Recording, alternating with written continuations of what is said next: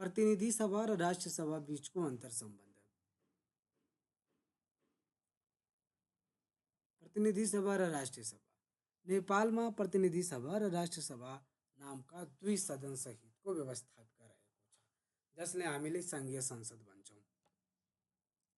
सम्बन्धित मुलुकको आवश्यकता र मुलुकले अँगालेको शासन पद्धतिका आधारमा विश्वमा कतै सदनात्मक र कतै दुई सदनात्मक संसदको अभ्यास रहेको पाइन्छ। तर हाम्रो नेपालमा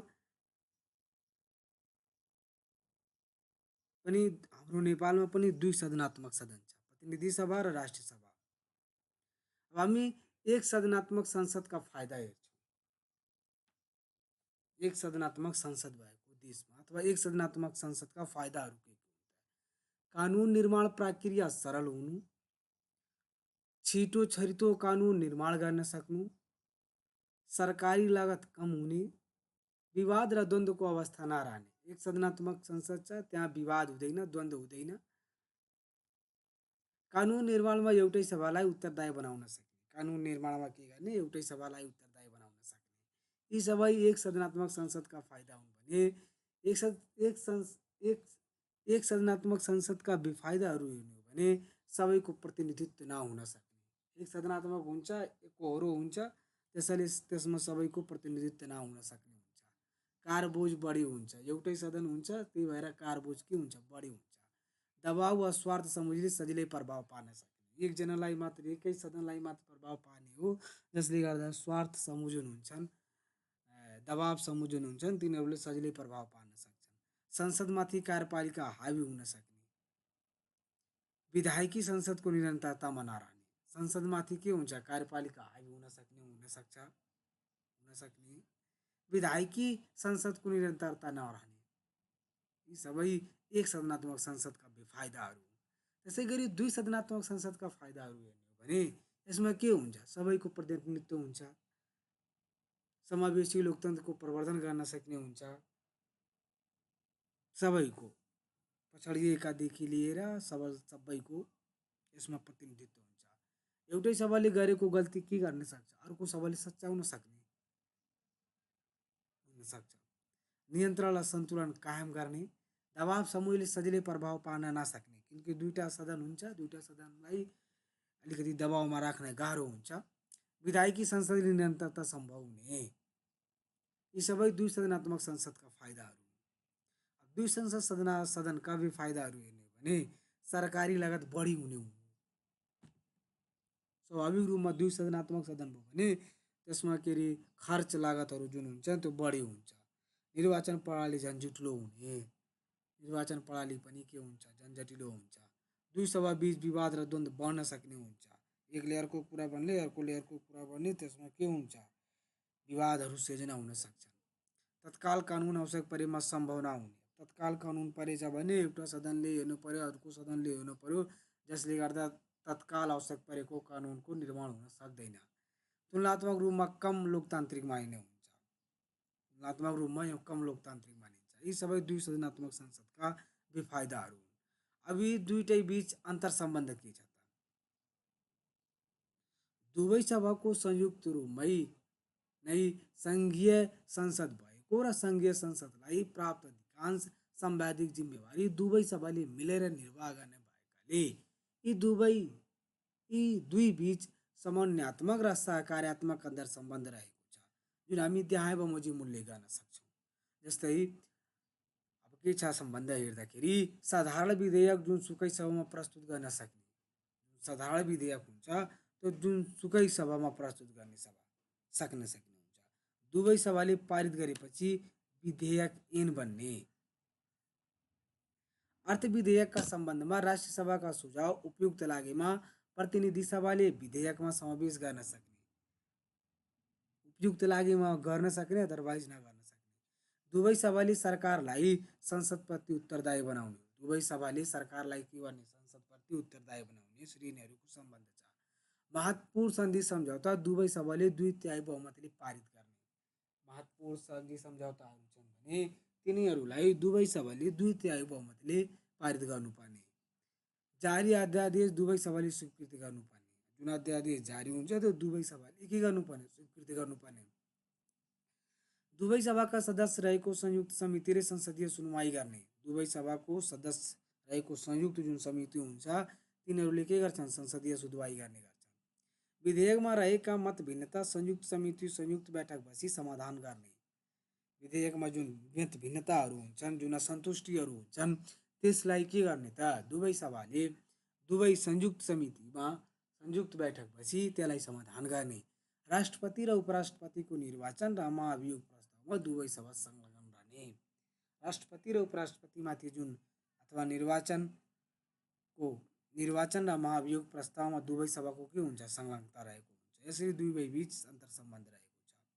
अब दुई सभा बीचका विवाद समाधानका संयन्त्र तथा उपाय। दुवै सभा बीच जुन असन्तुष्टिहरू, जुन विवादहरू उत्पन्न हुन्छन्, ती समस्याहरूलाई कसरी समाधान गर्ने भन्ने त्यसको लागि केही समितिहरू गठन गरिएका छन्। जस्तै संयुक्त समिति। संयुक्त समितिको काम के हुन्छ, दुवै सभा बीचको कार्यप्रणाली व्यवस्थित गर्ने, विधायिकामा रहेका मतभिन्नता अन्त गर्ने, दुवै सभाका सदस्यहरू रहेको 25 सदस्यीय संयुक्त समितिको गठन गर्न सक्ने। दुवै सभाको जुन मतभिन्नताहरू हुन्छन्, संयुक्त समिति जुन गठन हुन्छ त्यसमा दुवै सदस्य मिलाएर दुवै सभाको सदस्यहरू रहेको 25 जनाको के गर्ने गर्छन्, संयुक्त समिति गठन गर्न सक्ने। र उक्त समितिमा प्रतिनिधि सभाका 5 जना सदस्य बराबर राष्ट्रिय सभाका 1 जना सदस्य रहने। त्यो समितिमा के हुन्छ, 5 जना यदि प्रतिनिधि सभाका सदस्य भने 1 जना राष्ट्रिय सभाको सदस्य इक्वल हुन्छन्, बराबर हुन्छ। यसरी के गर्छन्, समिति गठन गरेर जुन विवादहरू हुन्छन्, जुन मतभेदहरू हुन्छन्, त्यसलाई निराकरण गर्छन्। त्यसै छ अर्को संयुक्त बैठक। राष्ट्रिय सभाले पारित गरेको विधेयक प्रतिनिधि सभाले अस्वीकार गरेमा वा संशोधन गरेमा उक्त संशोधनमा राष्ट्रिय सभा सहमत नभएमा संयुक्त बैठक बसी समाधान गर्ने। अब राष्ट्रिय सभाले पारित गरेको विधेयक प्रतिनिधि सभाले के गरेको हुन्छ, अस्वीकार गरेको अवस्थामा अथवा संशोधन गरेमा उक्त संशोधनमा राष्ट्रिय सभा सहमत नभएमा भने त्यति बेला के गर्छन्, संयुक्त बैठक बस्छन् र त्यो समस्यालाई समाधान गर्छन्। कुनै विधेयक अर्थ विधेयक हो भन्ने होइन भन्ने प्रश्न उठेमा सभामुखको निर्णय के हुने, अन्तिम हुने गर्छ। कुनै सभा अर्थ विधेयक हो होइन, त्यसको जुन सभामुख हुन्छन् तिनले टुङ्गो लाउँछन्। त्यसै गरी अर्को छ सचिवालय सञ्चालन तथा व्यवस्थापन समिति छ। अब सचिवालय सञ्चालन तथा व्यवस्थापन समितिले के काम गर्छ भन्दाखेरि दुवै सभा संसदीय समिति र संयुक्त समिति बीच समन्वय, सहकार र सामञ्जस्यता कायम गर्ने काम गर्दछ। जुन दुईटा समिति छन्, संसदीय समिति र संयुक्त बैठक समिति, ती दुई बीच के गर्छ, समन्वय, सहकार र सामञ्जस्यता कायम गर्ने। संसदीय दल र संसदीय पदाधिकारी। अर्को छ संसदीय दल र संसदीय पदाधिकारीहरू बीच छलफल अन्तर्क्रिया गरी समस्या समाधान गर्न सक्ने। यी दुई सभा बीच विवाद समाधानका लागि अपनाइने संयन्त्रहरू अथवा उपायहरू। संयुक्त समिति गठन गरेर, संयुक्त बैठक राखेर, सचिवालय सञ्चालन तथा व्यवस्थापन समिति गरेरमा संसदीय दल र संसदीय पदाधिकारी बीच छलफल गराएर। अब हामी हेर्छौँ प्रतिनिधि सभा र राष्ट्र सभाको बीचमा रहेका केही आधारभूत समानताहरू। यी दुवै बीच प्रतिनिधि सभा र राष्ट्रिय सभा बीच के समानताहरू छन्, आधारभूत समानताहरू यसो हेर्छौँ हामी के समानता रहेको छ। दुवै निर्वाचित जनप्रतिनिधिहरू जनप्रतिनिधिमूलक संसद हुन्। दुवै के हुन्छन्, निर्वाचित हुन्छन्। दुवै संसदले निर्धारित अवधिको लागि जनादेश पाएका हुन्छन्। फिक्स टाइम हुन्छ, 4 वर्ष 5 वर्ष फिक्स टाइम हुन्छ। दुवै सदन कानुन निर्माणमा संलग्न रहन्छन्। कानुन निर्माण प्रक्रियामा अथवा कानुन निर्माणमा दुवै सदनको के रहन्छन्, संलग्न रहन्छन्। दुवै सदनले लोकतान्त्रिक विधिबाट सामूहिक निर्णय गर्दछन्। दुवै सदनलाई बैठक बस्न निश्चित गणपूर्वक सङ्ख्या चाहिन्छ। दुवै सदनको प्रभावकारिताका लागि समिति प्रणालीको व्यवस्था देखिन्छ। यी सबै राष्ट्रिय सभा र प्रतिनिधि सभा बीच रहेका आधारभूत समानताहरू भने यी दुई बीच के भिन्नता अझै छन्। दुई सदनमा अध्यक्षता गर्ने व्यक्ति छन्। अर्को समानता भनेको दुवै सदनमा के हुन्छन्, अध्यक्षता ग्रहण गर्ने व्यक्ति हुन्छन्। मत बराबर भएमा मात्र तिनले निर्णय मत दिन्छन्। दुवै सदनमा यदि के अरे विपक्ष र पक्षको मत बराबर भयो भने त्यति बेला राष्ट्रिय अध्यक्ष जुन के अरे अध्यक्षता ग्रहण गरेका व्यक्ति हुन्छन् उनीहरूले पनि मत दिन पाउँछन्। बैठक बस्नको लागि दुवै सदनलाई निश्चित कार्यसूचीको आवश्यकता पर्दछ। दुवै सदनका सदस्यहरू के मन्त्री बन्न सक्छन्।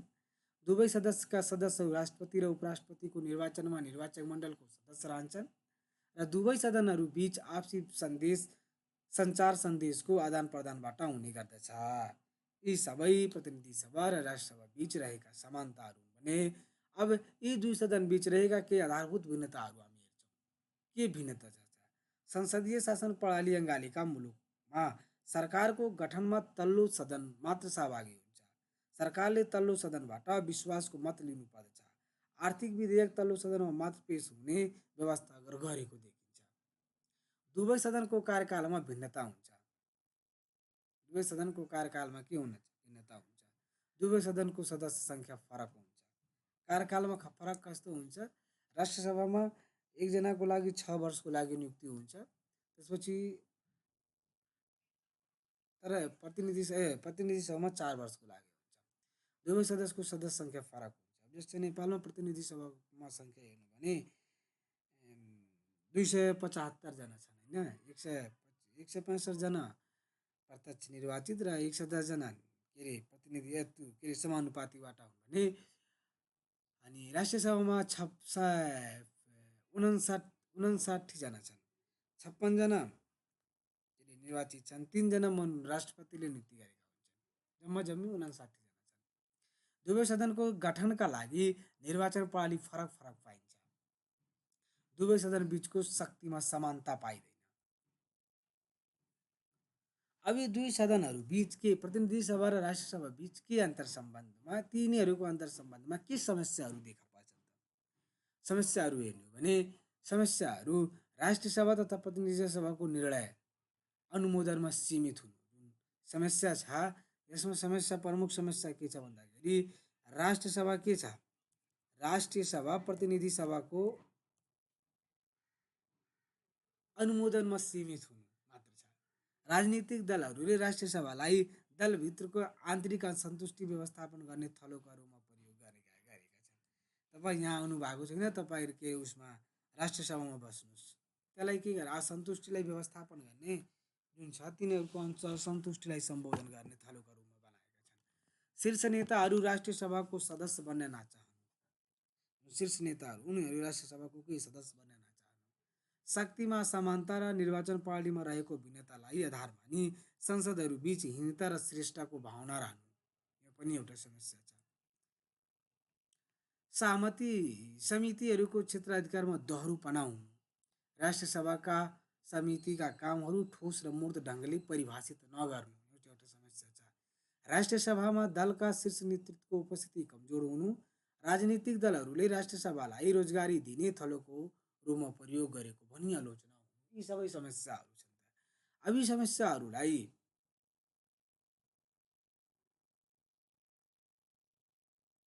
अरू समस्या भनेको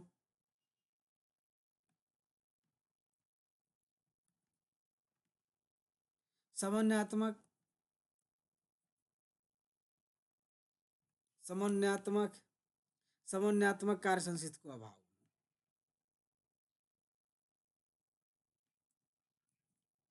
समन्वयात्मक कार्य संस्कृतिको अभाव।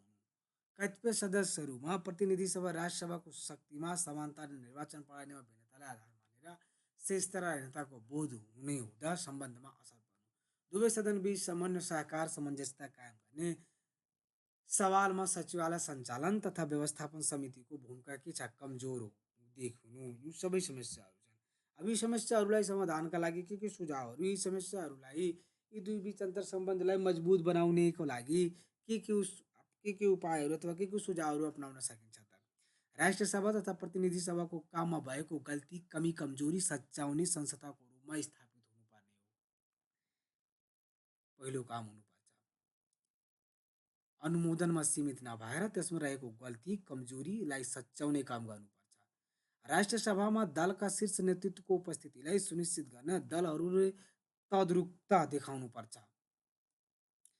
राष्ट्रिय सभाका समितिका कामहरू ठोस र मूर्त ढङ्गले परिभाषित गर्नुपर्ने। निर्वाचन प्रणाली फरक फरक र संविधानले दुई सदनलाई कतिपय कार्यमा अधिकार घटिबढी दिएको भए तापनि दुई सदनका सदस्य संसदहरू जनप्रतिनिधि हुन् र संसदको साझा लक्ष्य एउटै हो भन्ने भावनाका साथ सदस्यहरूले आपसमा व्यवहार गर्नुपर्ने र एउटा सदनमा विचाराधीन विधेयक पर अर्को सदनको पनि परामर्श बिना आवश्यक ठानिनेमा बैठकमा प्रतिनिधित्वको व्यवस्था मिलाइदिन निर्णय गरी सभाध्यक्षलाई पत्राचार गर्ने र सभाध्यक्षले कार्य व्यवस्था परामर्श समितिबाट निर्णय गराई दलीय प्रतिनिधित्व समेत मिलाई प्रतिनिधि पठाइदिने विगतको असल अभ्यासलाई निरन्तरता दिन उपयुक्त हुने यो काम गर्नुपर्छ। अर्को भनेको राष्ट्रपतिबाट मनोनित हुने व्यक्तिको विशिष्टताको निरन्तरता कायम राख्नुपर्ने र दुई सदन बीच सामान्य सहकार र सामञ्जस्यता कायम गर्ने सचिवालय सञ्चालन तथा व्यवस्था समितिले सक्रियता देखाउनु पर्ने। यी सबै काम गरेपछि दुई सदन बीच निरन्तर सम्बन्ध छ त्यो अझ मजबुत बनाउन सकिन्छ।